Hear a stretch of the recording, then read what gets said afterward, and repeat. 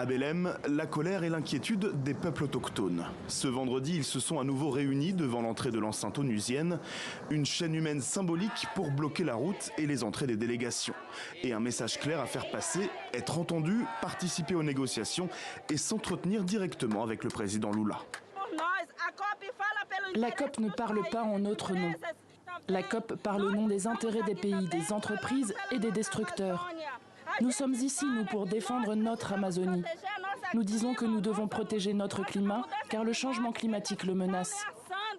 Pour la plupart issus de la communauté Munduruku, ils réclament des avancées dans la démarcation de leurs terres, contestent le projet de construction de Ferro-Grão, une voie ferrée censée traverser le Brésil d'est en ouest pour acheminer la production de céréales et l'exploitation pétrolière lancée en octobre près de l'embouchure de l'Amazone. L'accord de trop pour la chef de la communauté. Quand le président Lula signe un accord comme celui-ci, c'est qu'il ne comprend pas ce qu'est le changement climatique. Quand il signe un accord pétrolier, ils ne savent pas ce qu'est le changement climatique. Une manifestation certes pacifique qui a toutefois perturbé tout l'agenda de la journée. Elle a aussi forcé le président de la COP, André Correia do Lago, à venir discuter dehors directement avec les manifestants, juste avant de s'entretenir en privé avec eux dans un tribunal proche de la COP.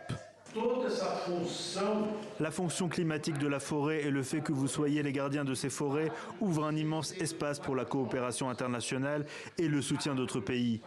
Et c'est ce que nous recherchons avec la COP30. Je vous promets que nous allons voir comment augmenter le nombre de représentants autochtones dans la délégation brésilienne. La mobilisation se poursuit aujourd'hui avec au programme une immense marche pour le climat.